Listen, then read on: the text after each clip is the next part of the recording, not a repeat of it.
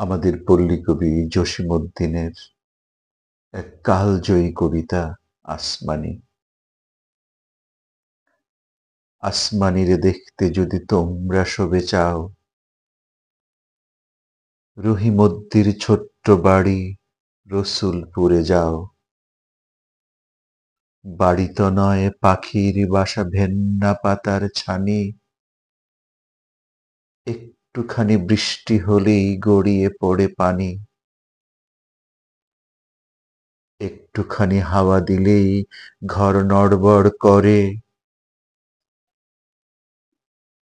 তারি তলে আসমানীরা থাকে বছর ভরে।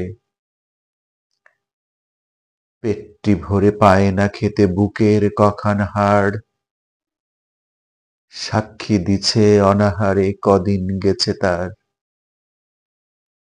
মিষ্টি তাহার মুখটি হতে হাসির প্রদীপ রাশি, থাপড়েতে নিবিয়ে দেছে দারুণ অভাব আসি। পরনে তার শতেক তালির শতেক ছেঁড়া বাস,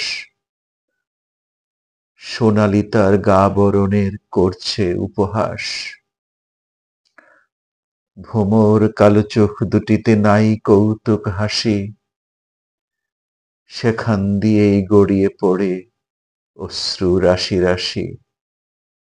বাঁশির মতো সুরটি গলায় ক্ষয় হলো তাই কেঁদে, হয়নি সুযোগ লয় যে সে সুর গানের সুরে বেঁধে।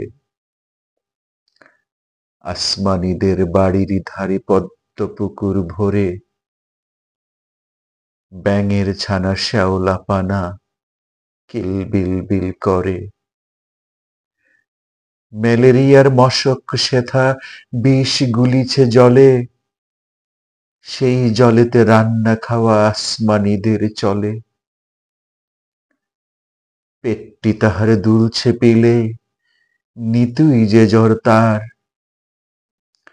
বৈদ্য ডেকে ওষুধ করে পয়সা নাহি আর।